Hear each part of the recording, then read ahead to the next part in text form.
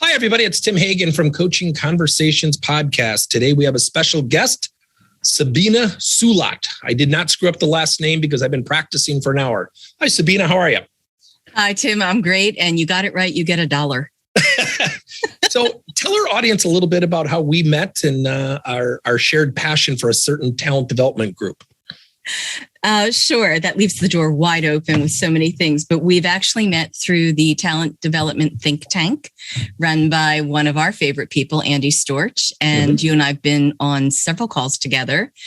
And great part of the group is that people talk outside of our sessions and build friendships, relationships. And you've reached out to me with support and advice, and hopefully I've been able to reciprocate. Yeah. Well, you wrote a book that I think is one of the most ingenious titles, especially during this time.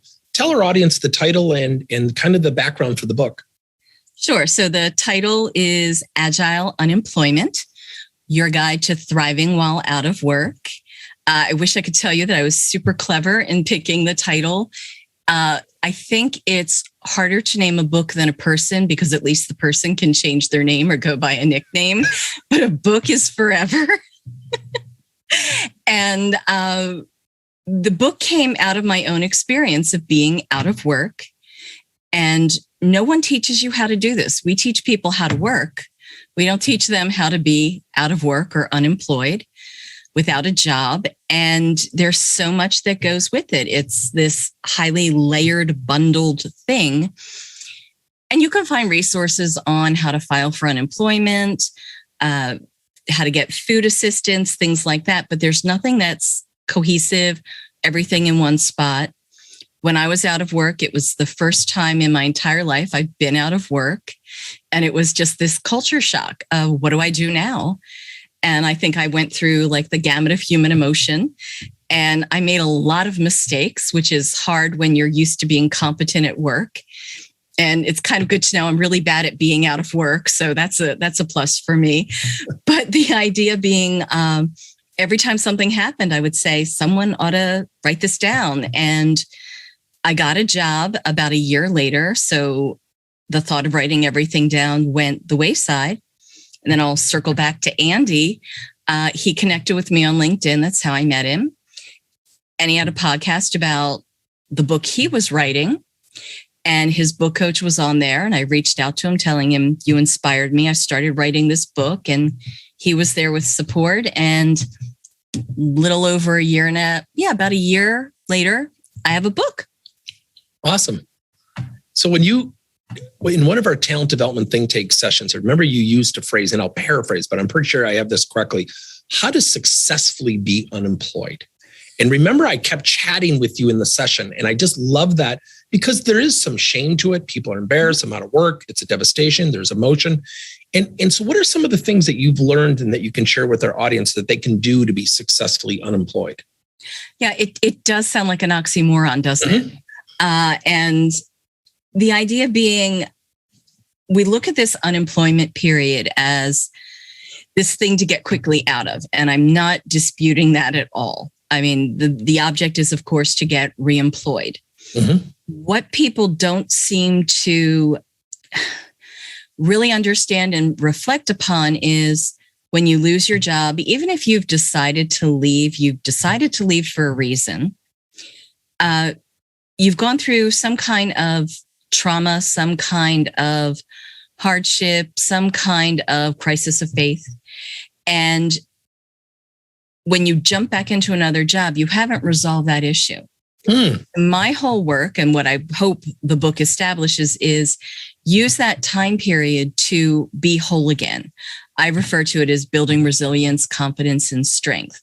So I work with people not to find another job. That's not what I do, but it is to help you get whole again, or even if you're lucky, a little stronger than when you started. Being out of work, not only does it impact you financially, and career-wise, but there are all these emotional, psychological impacts. And you mentioned shame earlier. Shame, by its definition, is feeling bad about your own bad behavior. Mhm. I don't know why we feel shame when we're out of work, because 9 times out of 10, it's a business decision. We have done nothing wrong, but we feel like we have. And so it's this thing of, oh, I don't want to talk about it, or I'm going to hide it from people. You feel like you have to. There's a term called covering. And people feel like they have to pretend everything is all right, if not out and out lie about being out of work. I was there, I did it.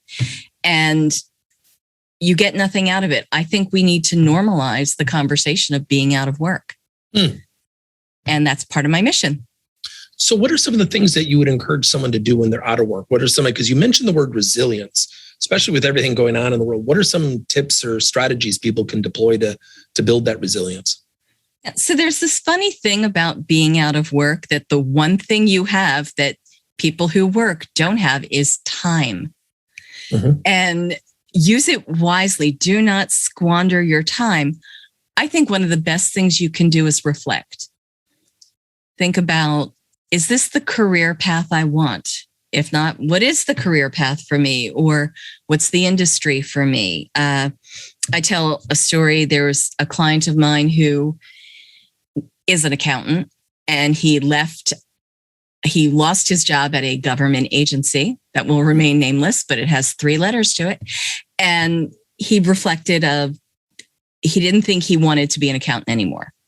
When we talked, he said, he really enjoyed volunteering and getting involved with the community.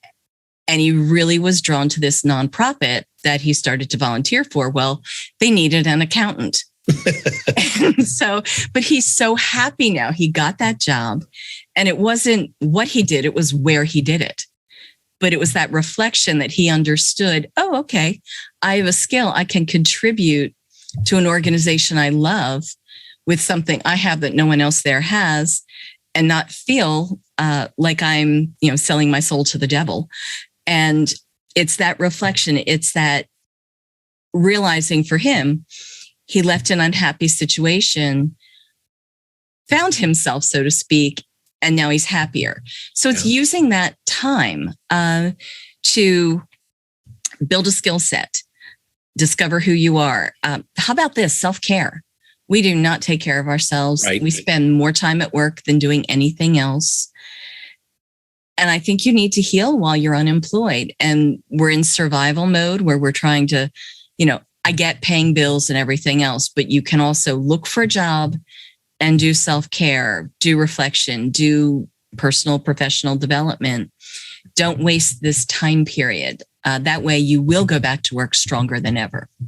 Do you find that people, because of the employment and everything going on, do you find that people don't give themselves permission to take the time while they are employed?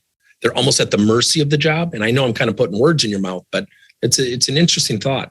No, I completely agree with you. I am an example of that. So after a year of being out of work, I got a great job with a global organization. And I had done all of this. I had this routine I write about of self-care. I read for pleasure. I journaled. I, ate proper meals. It was great. Then I went back to work, and that went the wayside within 2 weeks. I had these grandiose ideas. Oh, I'll drive into work early and I'll meditate in one of the conference rooms before I go to work. That never happened. And so we have this thing of we're almost not allowed to take care of ourselves. Yeah. And it's a shame. It is the oxygen mask. If you don't take care of yourself, you can't take care of anyone else. And even when you're out of work, you feel guilty doing anything nice for yourself because, again, I'm ashamed. I'm a loser. And then I've been voted off the island. And the idea being you have to take care of yourself all the time. That's what makes us resilient. Yeah. Is when you are at your best, you're healthy, you're happy, you're well balanced. That prevents trauma from really leaving its scars on you. And it's interesting because, I teach coaching in the corporate world. And one of the things that we do at our company is everybody has to take breaks. We put out funny videos. We run our company through our Slack channel. Everybody has to watch this video. We make mandatory walk breaks. And I used to never do this. So the pandemic has actually taught some really good things. With that being said, what are some of the mistakes people make when they're unemployed? Oh, so many mistakes. I could write a book, and I have. I think part of it is fear. I think giving into the fear. You're afraid of what this is going to look like on your career record, your permanent record. One of the most popular questions I get from clients is, well, how do I explain this gap? Mm-hmm. It's like, you tell them what happened. Other things like fear of money. And that's a true valid fear, but things I've known clients, people who've gone further down the hole because they've kind of they ignore money. They ignore the fact that they have to cut back. Right. They want to keep up with their old life. I was definitely in that category. The other thing is they're afraid to ask for things. And by that, I mean things like calling up your mortgage company and saying, this is my situation. Yeah. And they will work with you. Your mortgage company does not want to own your home. Right. They want your interest money. They don't want your house. Same with, credit card companies. Yeah. I had an issue where I thought, well, my car payment's getting to be a little, that can't be the thing to go. I need my car because I'm looking for work, but it's a lot of money every month. I called my car, the bank that had the loan on my car. They were more than willing to work with me. Yeah. They were like, yeah, thanks for calling us. And that was a hard phone call to make. Yeah. Because I grew up in one of those families where probably one of the biggest sins is that you can no longer sustain yourself. Right. You're not supposed to ask for help. Guess what? You are supposed to ask for help. Do it. No one wants to see you fail. Well, and it's amazing during this time, and it's probably how you and I got to know each other, is how helpful people can be. That it's almost been surprising the last 2 years. When someone's down and out, boy, it's amazing how many people jump in. And that's a lot of the basis of what you're talking about. Absolutely. And it's strangers. It's, friends.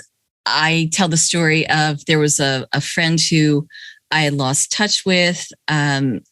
We would see each other every couple of years at an event or something like that. I had told her that I was out of work, and the next day a very nice check came in the mail from her saying, I believe you. I want to help you out. I've been there. And it was just one of the most beautiful gestures, because you don't know who supports you until you ask. Yeah. And it always comes from this surprising place in surprising ways. But it's one of the beauties of being part of, human, that happens. So I think we often think when we're out of work, people don't want to be around us because we're a downer, or they're afraid they're going to catch unemployment from us. And I went through that. People don't know how to talk to you, things like that. So I think it's really important while you're out of work to cultivate that network. Yeah. And have different people to go to for different things, like career advice or empathy or, coffee, a walk, all of those things. So when somebody has a friend, if you were to advise our audience and somebody has a friend who loses their job, what's the first bit of advice you would give that person to help the person who's lost his or her job? I'm so glad you asked. I actually have a whole chapter in the book dedicated to this, because it's a great question, because that's the other reason why people ignore people out of work or avoid them. They don't know what to do. Right. And here's the thing. You don't have to do anything. You be the same friend that you've always been. Check in on somebody. Offer to take them to a movie. Invite them over for dinner, a walk. There's so many things. And the other thing is, if you don't have the bandwidth, maybe there's a lot going on in your life, be very honest about that. I love you. I care about you. Unfortunately, there's a lot going on with the kids right now. I'm not sure I can really be there for you the way I would want to. Sure. Is there one tiny little thing I can do for you? And you'll be surprised. It's just even that offer. That's a big deal. Awesome. So tell us about where our audience can get the book. Where everything in the world is sold on Amazon. Okay. I will say this. It is a kick to see myself as an Amazon search. Okay. I really do like that. But you can find it on Amazon. It's in every format available. It's also on any Barnes and Noble, Book Hub, you name it, it's there. Awesome. So how do people get a hold of you? You can get hold of me on LinkedIn. Okay. You can get hold of me on my website, reworkingworks.com. I'm sure Tim will have some information as to how to get in touch with me. I will. And just reach out. I love talking to people about how to build resiliency during any period, let alone when you're out of work. Awesome. Well, thanks for your time today. It's been a great conversation. Thank you. It's a pleasure.